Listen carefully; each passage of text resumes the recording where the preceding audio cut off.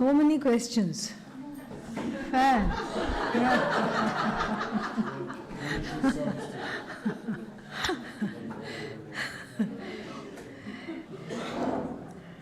And each page is full. Let's see what we can do. Om Sahana Vavatu Sahanau Bhunaktu Sahaviryam Karavavahai Tejasvinavadhitamastu ma vidvishavahai. Om Shanti Shanti Shanti. And just so that people don't feel that the topmost question gets answered, we are going to shuffle it.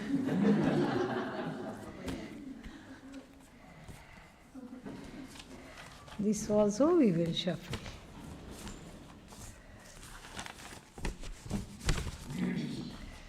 Okay.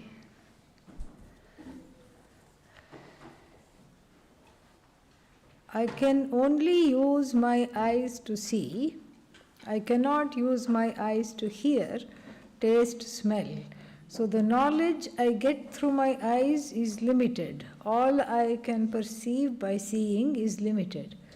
Even perceiving the sky with the stars is giving me limited knowledge.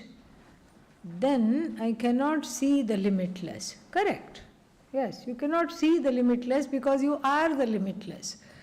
You are that power that is operating, which is behind the eyes, so to speak. I mean, any language we use will come up short.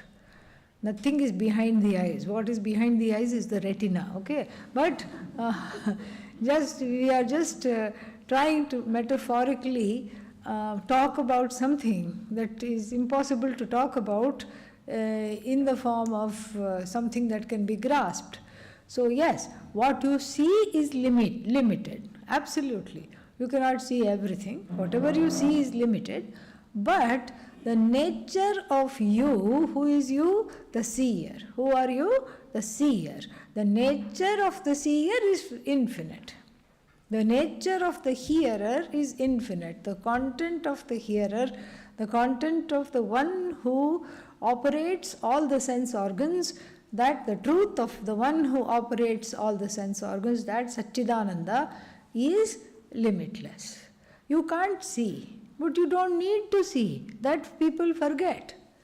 You can't see, all right, no problem. But no need to feel sad that you cannot see, because you need not see, because you are. We saw today, Pashyan, Shrinvan, Shwapan, Shwasan, all these things, they are what? All of them, you are. You are that self-sentient entity behind the eyes, behind the ears, operating everything, but itself is limitless, does not need to operate anything. I hope that was clear.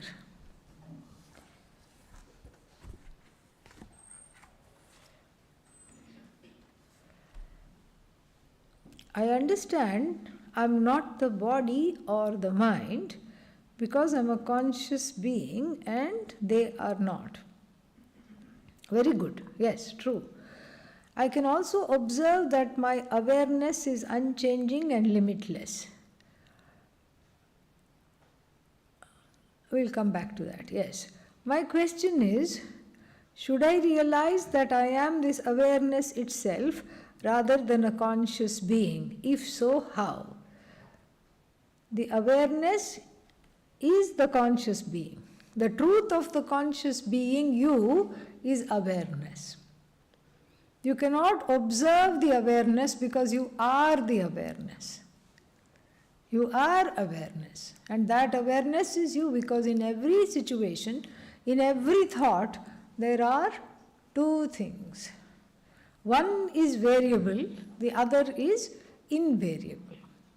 So there are two things. What are they? Object of thought. Let's say the flower is the object of my thought. I'm thinking of this flower right now. So then there are two things. What is that? Flower, object, and what? I. Correct? I who has who is invariable.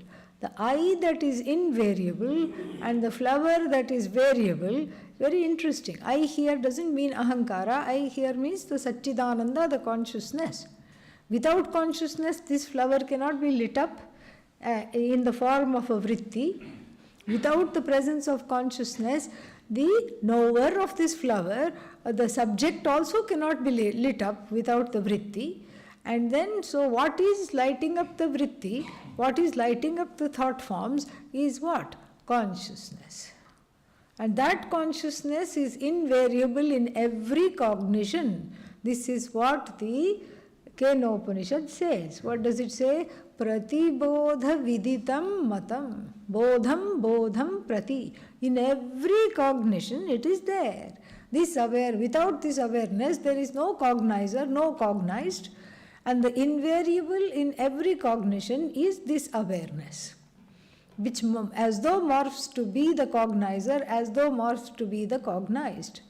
So then this flower drops because the flower is not always the object of consciousness. Flower drops and then what remains is just consciousness.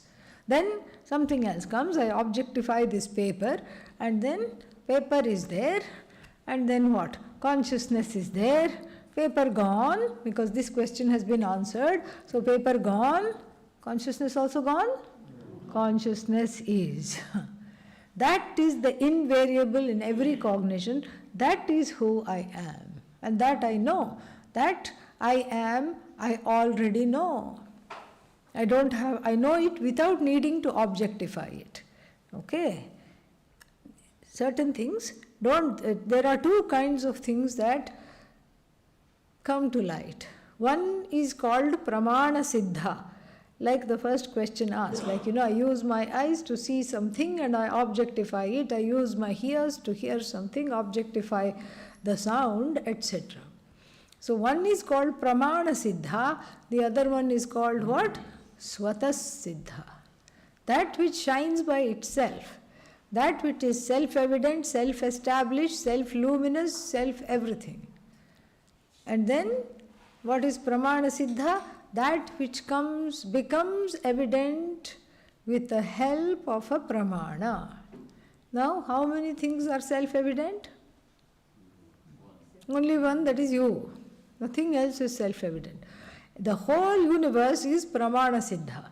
I alone am swatas siddha. And knowing this is the redemption because this is the liberation, really. Knowing this is the liberation because once I know this, then everything that is pramana siddha is what? Inert. Body, pramana siddha. Mind, pramana siddha. Senses, pramana siddha. Objects in the universe, pramana siddha. Other bodies in the room, pramana siddha. Other minds, pramana siddha. Only I, swatas siddha. This swatas siddha, self-evident being, self-conscious, self-evident, self-luminous, self-established, not depending on anything else for its sentiency, that being alone is what? Infinite and forever. Everything else comes and goes. That is what we have to understand. So should I realize I am this awareness itself? Yes, you are this awareness itself. You can't observe the awareness. You can't observe it being changeless and limitless because then we are talking of the nature of the observer. So the nature of the observer is that. Engaging with various branches of philosophical thoughts is Shabdadjalam, Maharanyam, Chitta Brahmana Karakam. Yes, true. See, philosophical thoughts means that some of it can be helpful. Sometimes people come to Vedanta after studying Voltaire and Rousseau and all these things because then there is some kind of a thing that's like the entryway. But generally, philosophy and other branches of knowledge deal infinitely with the finite. Vedanta finitely deals with the infinite. This is the difference. What do you mean finitely deals with the infinite? Because if the subject matter of my quest is infinite, then my quest itself becomes finite, because I can understand myself as the infinite. If the subject matter, if the quest itself is infinite, then I become an infinite seeker. What should I be? Seeker of the infinite, not an infinite seeker. In every branch of knowledge, one becomes an infinite seeker, because the branch, that's why it's called branch. It keeps branching. Look at any branch of knowledge. Look at medicine. In the 1700s, 1800s, there was just one doctor for the whole body, for the whole family. And they would also double up as veterinarians in times of crisis. They would also look at the animals and give them medicine also. And now, how many branches? From the head to toe, there are so many branches of medicines. And they're all having the boards, from neurology to podiatry, all of them are waiting for us to come. Because each one is just very specialized. And the more specialized it gets, the less one knows. Really, this is what happens. That's why you ask anything to any doctor, why is this happening to me? We are looking into it. They'll never say we don't know. We are looking into it, we are observing it. This is a syndrome, this is what we know. And it attacks these kinds of people, and mostly men or mostly women, or in the 50s, in the 30s, whatever is the picture of that. Why? Because it has just become infinitely finite. Each thing just keeps on splitting. The Jagat, you can go on splitting the knowledge. And so therefore, it is endless. That's why studying branches of philosophy makes one into an infinite seeker. That's why it is to be avoided. Once what happened? What is that book called? Yoga Vasishtha. One terribly difficult book is there, okay? It's difficult because it starts off by saying that you should immediately repair to the forest and live on roots, fruits, berries, not talk to anybody. And this is the sadhana for Atmajnanam. And so it's some kind of a conversation between Rama and Vasishtha. It's called Yoga Vasishtha, and then it is, what is that? Lot of tapas and everything is there, and nothing wrong. Some Vedanta philosophy is also there, very nice. And there is this big book. And so some people, once when I was with Pujya Swamiji, they bought this book. And they brought it to him, they thought that he will write something and give it to them. And so they gave it to him with a pen. And then so he kept the book and said thank you and gave back the pen. And he clutched it under his arm. So because if it's on his lap, they will take it back.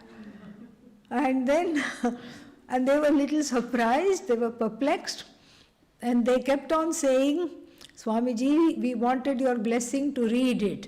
Yes, you have my blessing in plenty. But he made the book did not move 1 millimeter. It was tightly held like this. And then after a while they gave up and went away.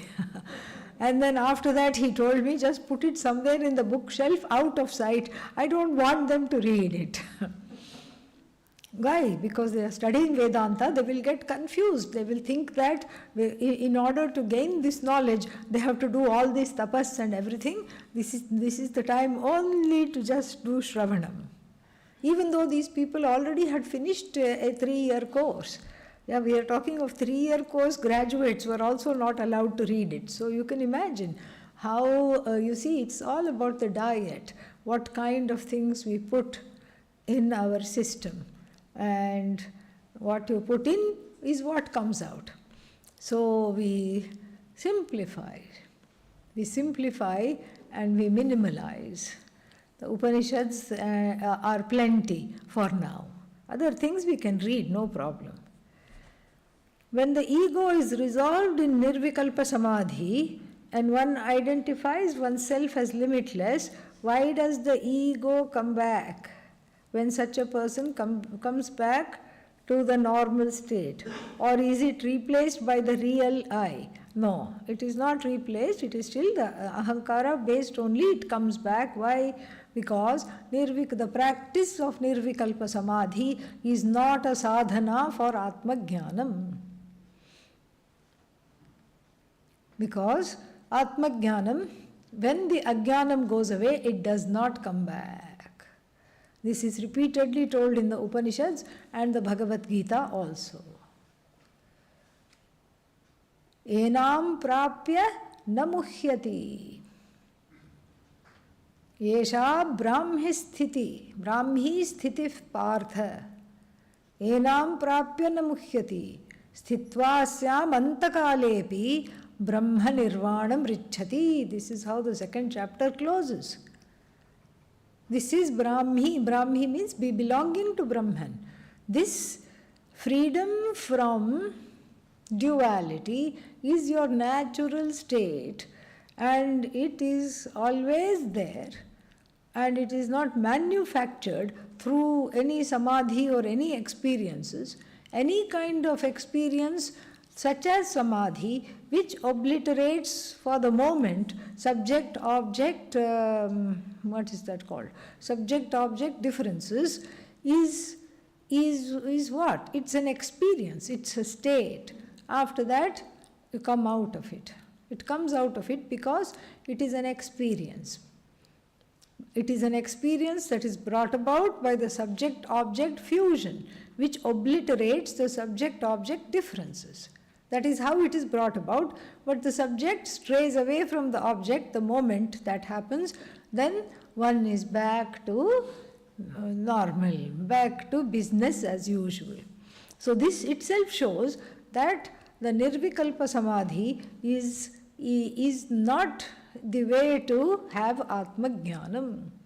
Atma Jnanam is knowing, even when I don't have Nirvikalpa Samadhi, what I am? I am free, I am full, I am whole, I am unstressed, I am relaxed. This is what is Atma Jnana. And so it doesn't need anything for the subject-object fusion to take place, because even when the subject is different from the object, I can enjoy the objects while knowing they are not separate from me. I can still enjoy them. And this is what in the Bhagavatam and all is called Leela. Leela means as though play. And in our own Mundakopanishad we will see Atmaratihi, Atmakridaha, Atmaramaha. 3 names. And very nice words for the Jnani. Atmaratihi, the one reveling in one's own self. Atmaratihi.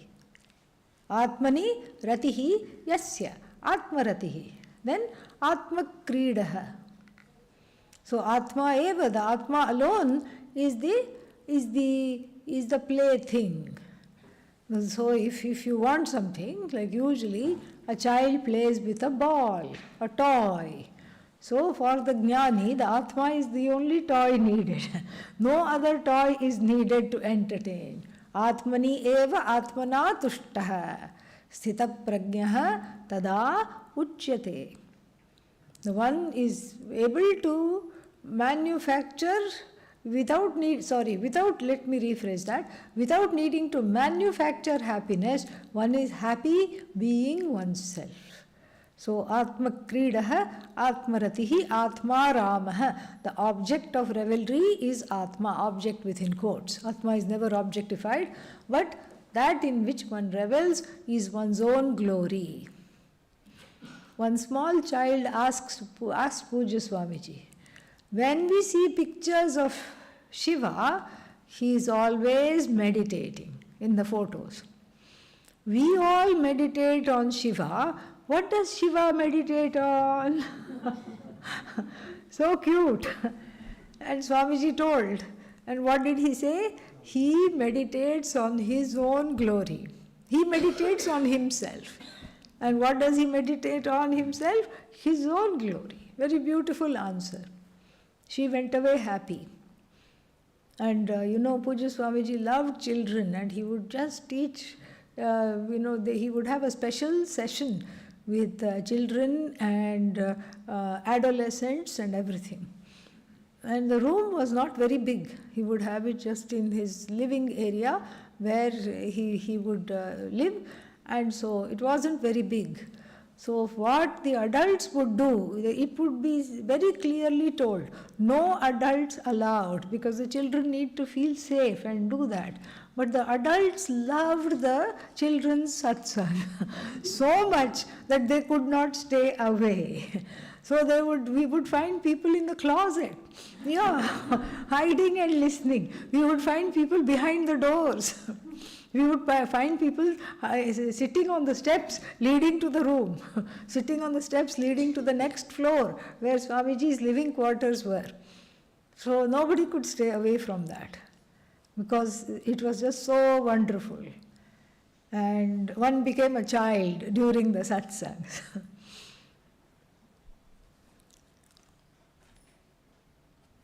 Oh, what? So many Brahman. Yeah. Maya, Mithya, Anitya. And then, this one. Whoever has enrolled in the 3-month course has no chance of attaining moksha. Is that correct? Wrong. Totally wrong. Why? Why is this wrong? Because moksha is not something to attain. You already have moksha. Nobody can give you moksha. Acharya Swamiji cannot give you moksha. I cannot give you moksha. Even Bhagavan cannot give you moksha. If Bhagavan, you called and by some grace she descended and the goddess asked, what do you want? I want, it's like asking for moksha is like asking for another a head on your shoulders. Oh Lord, please give me a head on my shoulders.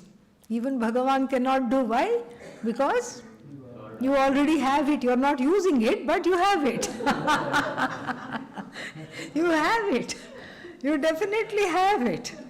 So Bhagavan, being Bhagavan, will say, you tell me where you want the other one. I can't give you a head over the shoulders. I can give you side by side like a freak show, or I can give you double decker, or aage piche, one in front, one in back, so you can confuse your friends whether you are going or coming. They will not know.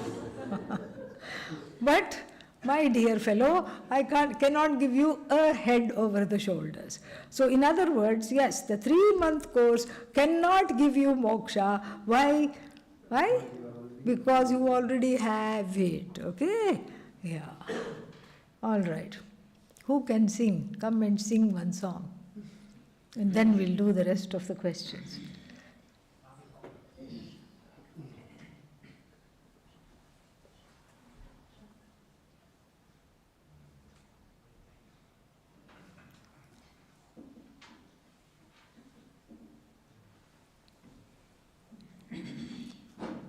I'll stay here, but you can try.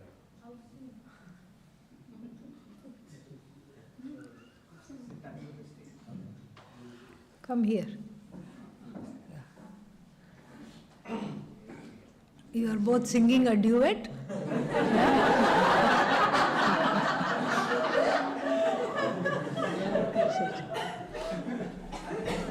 After him you can come. Couple of more questions. Okay? Gaiye, Vijay. Hello. This is a question that was taught to me by Puja Swamiji. When I used to attend his Bal Vihar, when I was to be in Mumbai with my auntie, he used to come to IIT, just I joined his CCMP.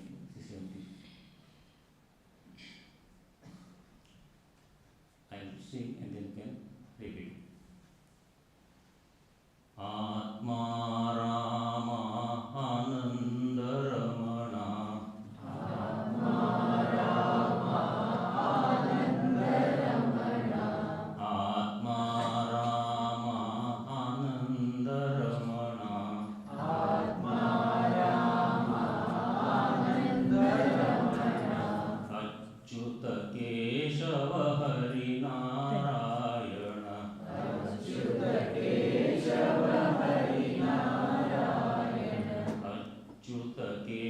Keshav Hari Narayan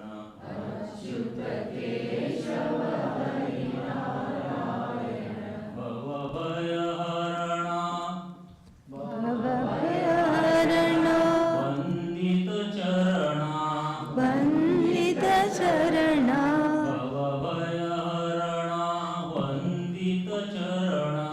भवभयहरणा वन्दित चरणा रघुकुलभूषण राजीव लोचन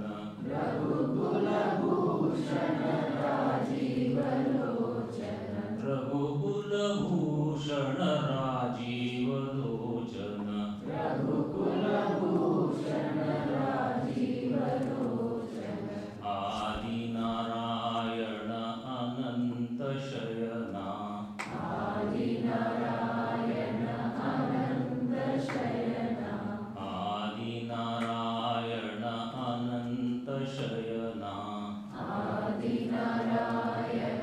अनंत शयना Sachchidananda Satyanarayan Sachchidananda Satyanarayan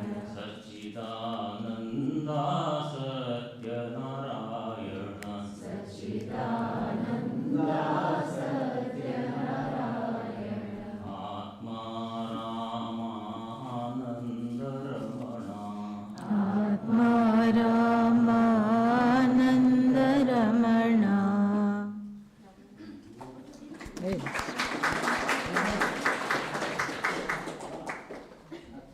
Come. I got more stage fear now. Huh?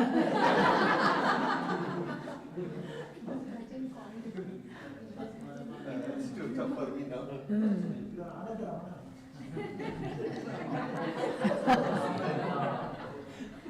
Take this thing, huh? Yeah, I don't think so. I need it.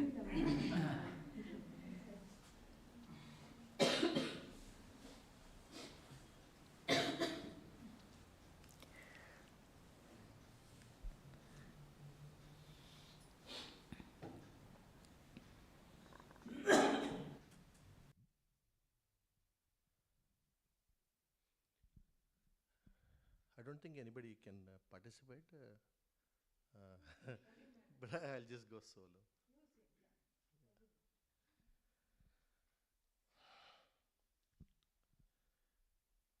Ye tirugananu dayachuchadavo inavamshottama Rama. Ye tirugananu dayachuchadavo inavamshottama Rama. Natarama sagaramidanu nalinadalekshana Rama. Krura karmamulu neraka chesite neramulanchaku Rama. Krura karmamulu neraka chesite neramulanchaku Rama. Dasarchita ma kabhayamosangave Dasharadhi Raghurama. Dasarchita ma kabhayamosangave Dasharadhi Raghurama. Shri Raghunandana Sitaramana Sritajana Poshaka Rama.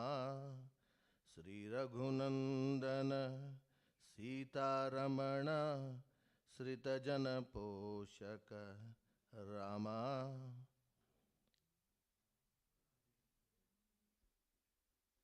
I'm sorry, I forgot. I'll try again later.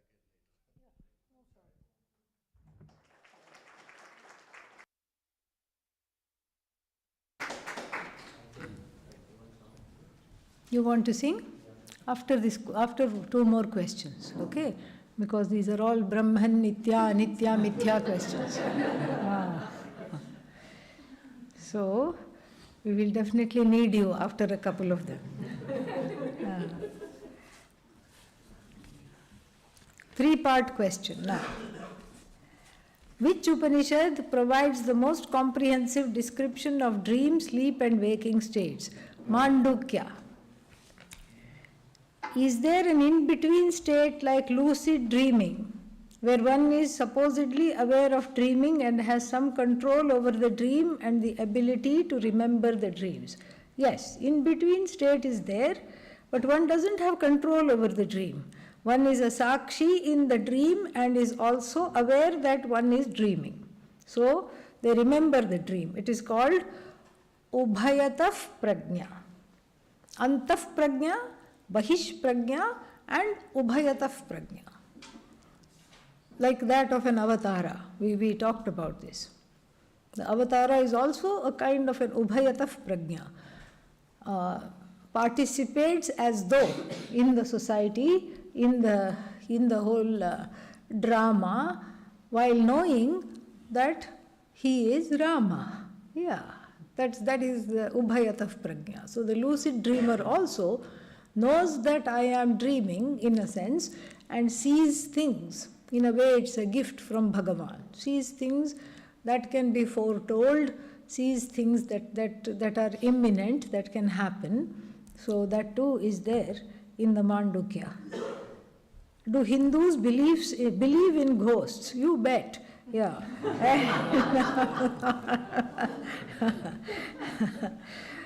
Those whose subtle bodies are perhaps lost their way en route to Aloka. Yeah. There are many stories, especially about, what is that? Vedanta. What happens is that if you know the Vedas, right? Or even Vedanta, but you refuse to teach it, then you become, after death, the person becomes a particular kind of ghost called, see, everybody knows. Brahma Rakshasa, yeah. And then sits on a tree and is hungry for students and catches hold of anybody who sits under a tree. So like that, many stories are there. Pujya Swamiji used to tell one story also about Brahma Rakshasa. I don't remember all of it now. Some other time maybe I'll recall. But ghosts are there. Why? And not only Hindus, Tibetan Buddhists believe in ghosts. Yes. And many Buddhists in the practicing in southern Eastern Asia, Thailand and Malaysia, Indonesia, Bali, maybe Japan also. They all believe in what is that? There are disembodied entities. In Turkey also they have some kind of what is that? Some eye, some kind of a photo of in a turquoise shaped eye. Huh? Yeah, to take away the what is that called? Some nazar, yes. To take away that bad intentions of people, all these things, some kind of protection. But yeah, so it is possible to get lost and see. There is one book called The Tibetan Book of Death and Dying. Has anybody read it? Yeah. So by one Rinpoche. And there he writes that all these disembodied beings, they have a lot of desires. But the being disembodied and having desires don't go together at all. Why? Because if I am disembodied and I have a lot of desires, what can I do to fulfill them? Nothing. Even if I have desire for Vedanta, how can I sit in front of the Guru and how can I get the knowledge? Not possible. So therefore, the disembodied beings, they really want a body immediately. So what do? They have found out an ingenious solution. They hang around marriage halls because When the newlyweds come out, they go behind them saying, "Are you my daddy? Are you my mommy?" And so, and if any other disembodied being comes, they push them and they say, "No, no, these are going to be my parents, not yours, go away." Because the urgency to take birth, to fulfill all the desires is so much. So like this, all these stories are told. So yeah. So we don't have a problem with that, and we don't see them because they are in a different realm. We don't need to try and see them. We don't need to harness them to tell the future. All these things are not necessary, okay? Because they themselves are worried about their futures, poor things. And why will they tell your future? Think about it. Yeah. Then, what else? Please explain the difference between I Ahankara and I Sakshi. That's very easy. I'm sure you also know it. I Ahankara is when it is the Ahankara is when that Ahankara is ensconced in the body-mind sense complex, saying, "I am this much, I have this much," then it is Ahankara. When that Ahankara sits on the seat of the observer and watches everything, and including itself, then it is Sakshi. Same thing. It's just a matter of perspective. Then, next one.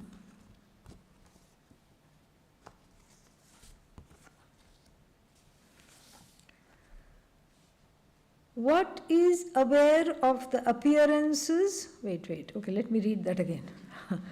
What is aware of the appearances that appear in awareness?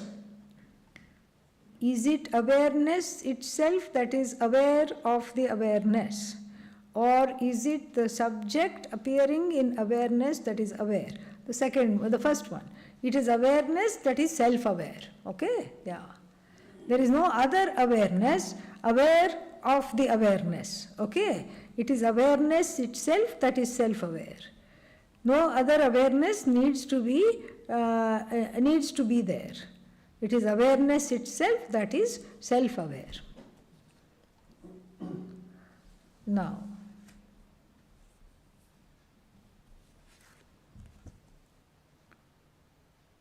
if Brahman manifests a universe, why should it manifest only one?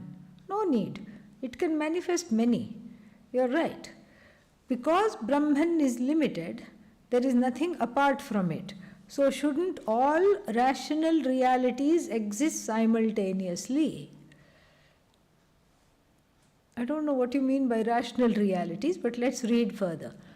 Any irrational reality, say where a circle is also a square, would surely collapse into non-existence. Yes.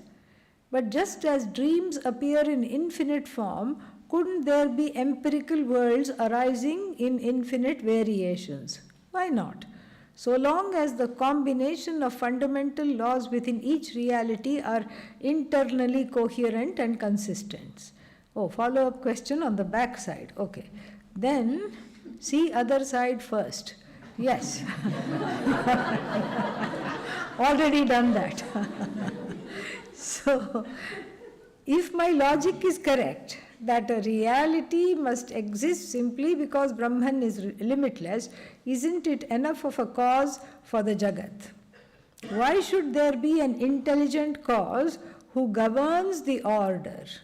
Wouldn't particular combinations of fundamental laws in that reality result in a cause-effect chain that explain the apparently intelligent design of the universe, including why life exists to begin with?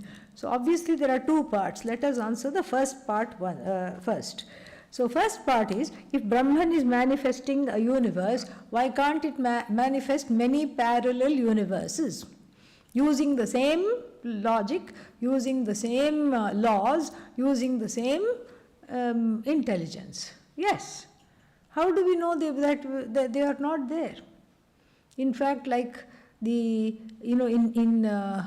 in America, there is one Area 52, which nobody is allowed to go. And it has all these,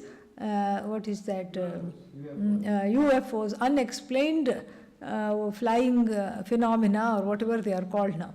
And so therefore, and then so many other things about life in other areas which are not open to the people because they are all inconclusive. They don't want people to just fall into some conspiracy theories and come to some conclusions or get scared or get worried.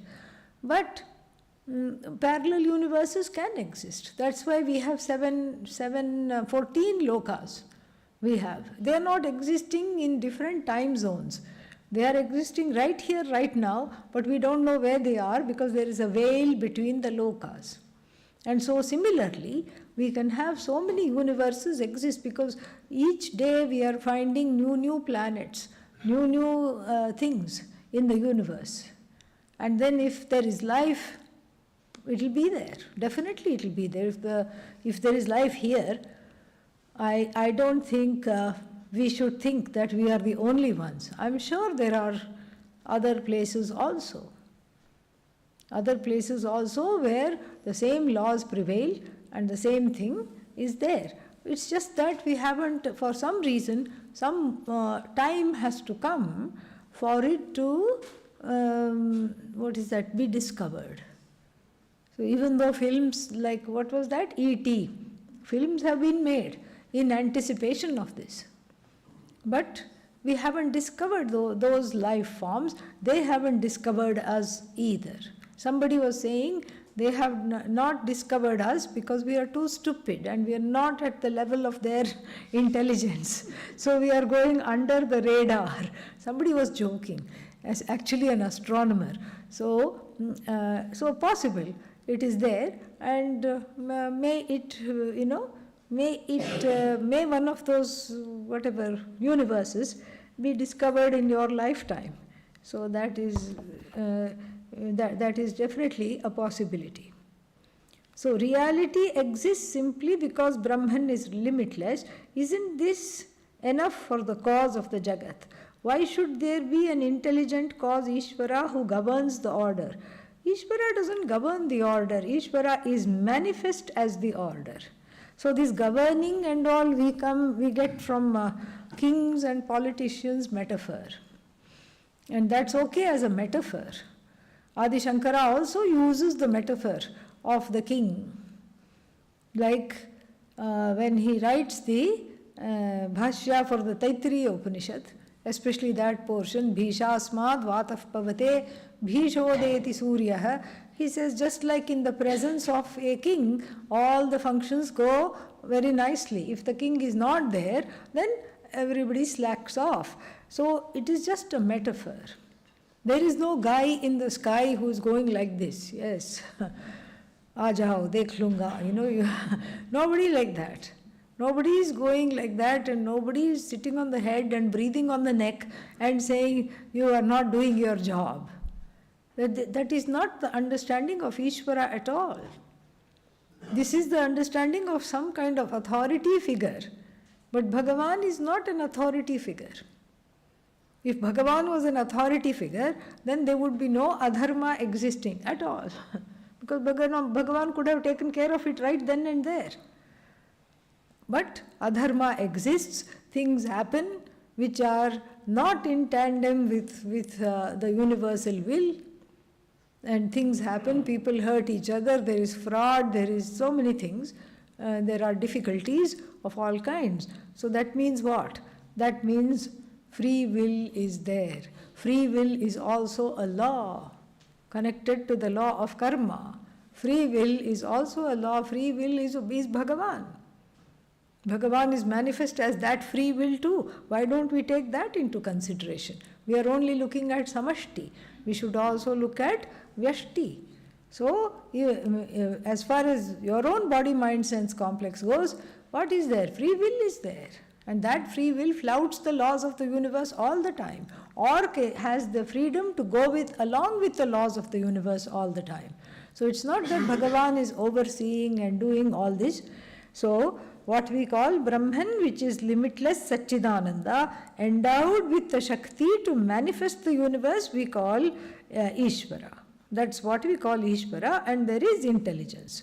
And then you ask, wouldn't the particular combination of the laws in that reality, yes, result in a cause-effect chain that explains the apparently intelligent design of the universe? I don't think it's apparently intelligent. I think it's terribly intelligent. Yes, because all the laws can be studied. And who is studying the laws? All the intelligent people are studying the laws. And they too are flummoxed. How it can be so predictable? How it can be like this? In one place it's like this, in the other place it's exactly the same way. How is that possible? So that means there is a vast order, and that order itself is Ishvara. It's not that the governor of the order is Ishvara. There is no duality here.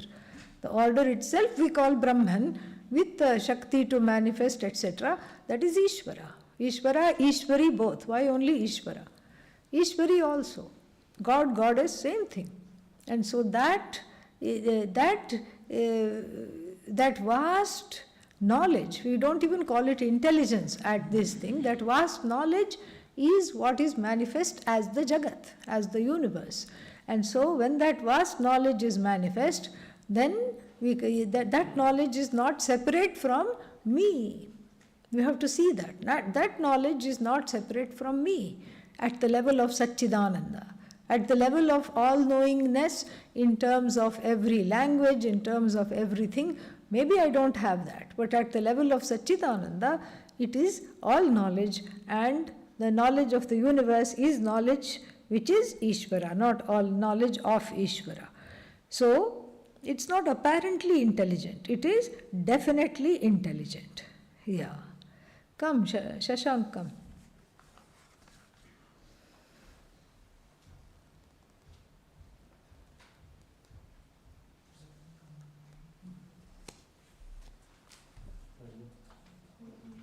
Hariom. I am going to sing Govinda Bolo, Hari Gopal Bolo. So you can sing with me.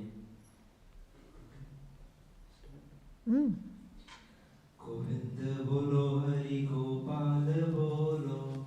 Govinda Bolo, Hari Gopal Bolo. Radha Ramana Hari Govinda Bolo. Radha Ramana Hari Govinda Bolo. Radha Ramana Hari Govinda Bolo. Radha Ramana Hari Govinda Bolo. Govinda Bolo Hari Gopal Bolo. Govinda Bolo Hari Gopal Bolo. Radha Ramana Hari Govinda Bolo. Radha Ramana Hari Govinda Bolo. Govinda Bolo Hari Gopal Bolo. Govinda Bolo Hari Gopal Bolo. Brahma ki jai jai, Vishnu ki jai jai. Brahma ki jai jai, Vishnu ki jai jai. Brahma ki jai jai, Vishnu ki jai jai. Brahma ki jai jai, Vishnu ki jai jai. O ज्ञान की देवी सरस्वती की जय जय. O ज्ञान की देवी सरस्वती की जय जय. गोविंद बोलो हरि गोपाल बोलो. गोविंद बोलो हरि गोपाल बोलो. गोविंद बोलो हरि गोपाल बोलो. गोविंद बोलो हरि गोपाल बोलो. राम जी की जय जय, लक्ष्मण जी की जय जय. राम जी की जय जय, लक्ष्मण जी की जय जय. भरत जी की जय जय, शत्रुघ्न जी की जय जय. भरत जी की जय जय, शत्रुघ्न जी की जय जय. जनक दुलारी सीता माता की जय जय. जनक दुलारी सीता माता की जय जय. गोविंद बोलो हरि गोपाल बोलो. गोविंद बोलो हरि गोपाल बोलो. राधा रमण हरि गोविंद बोलो. राधा रमण हरि गोविंद बोलो. गोविंद बोलो हरि गोपाल बोलो. गोविंद बोलो हरि गोपाल बोलो. राधा रमण हरि गोविंद बोलो. राधा रमण हरि गोविंद बोलो. गंगा की जय जय जय यमुना की जय जय गंगा की जय जय यमुना की जय जय गंगा की जय जय यमुना की जय जय त्रिवेणी मात सरस्वती की जय जय त्रिवेणी मात सरस्वती की जय जय गोविंद बोलो हरि गोपाल बोलो गोविंद बोलो हरि गोपाल बोलो राधा रमण हरि गोविंद बोलो राधा रमण हरि गोविंद बोलो माता की जय जय पिता की जय जय माता की जय जय पिता की जय जय अपने अपने गुरुदेव की जय जय अपने अपने गुरुदेव की जय जय गोविंद बोलो हरि गोपाल बोलो गोविंद बोलो हरि गोपाल बोलो राधा रमण हरि गोविंद बोलो राधा रमण हरि गोविंद बोलो गोविंद बोलो हरि गोपाल बोलो गोविंद बोलो हरि गोपाल बोलो राधा रमण हरि गोविंद बोलो राधा रमण हरि गोविंद बोलो थोड़ा ताली बजा के गोविंद बोलो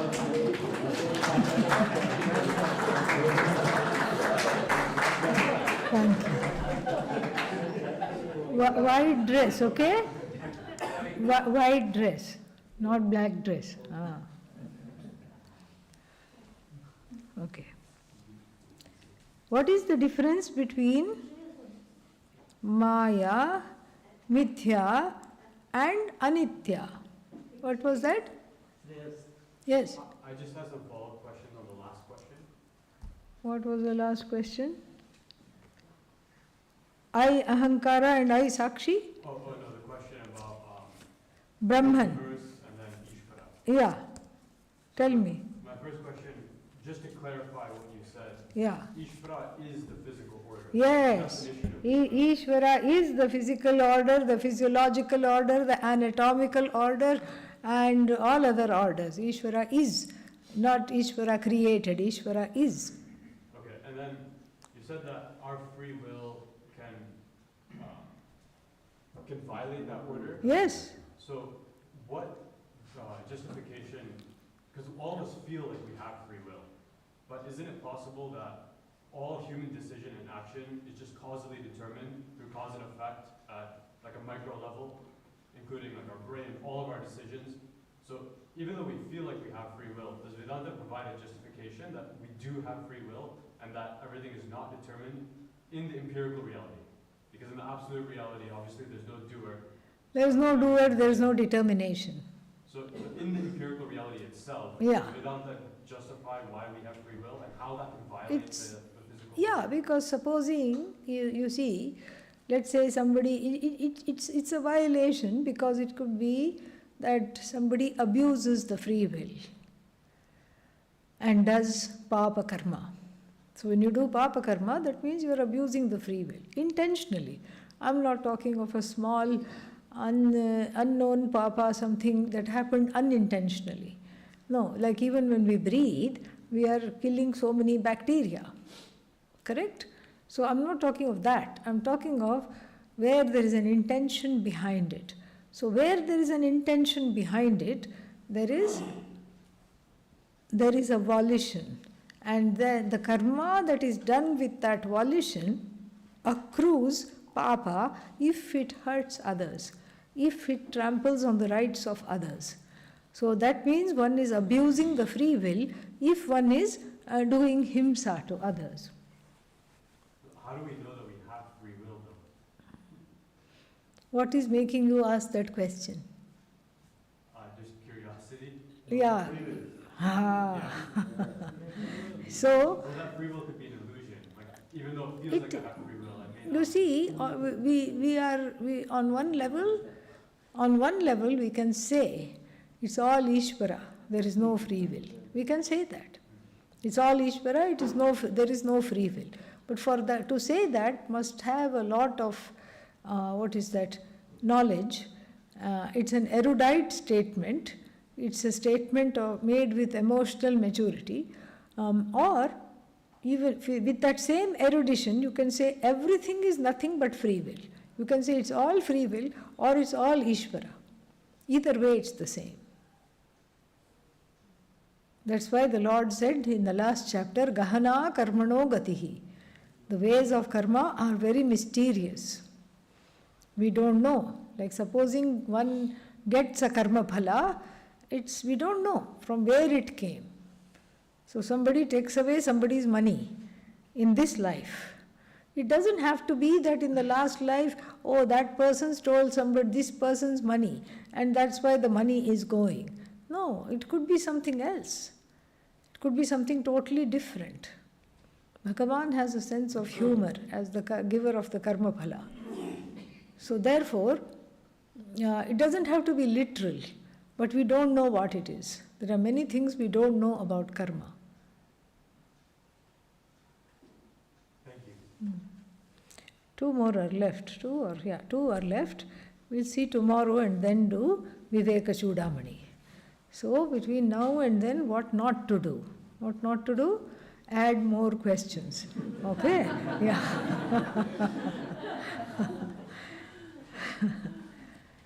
Om Purnamadah Purnamidam Purnat Purnamudachyate Purnasya Purnamadaya Purnameva Vashishyate. Om Shanti Shanti Shanti. Harihi Om Shri Gurubhyo Namaha. Harihi Om.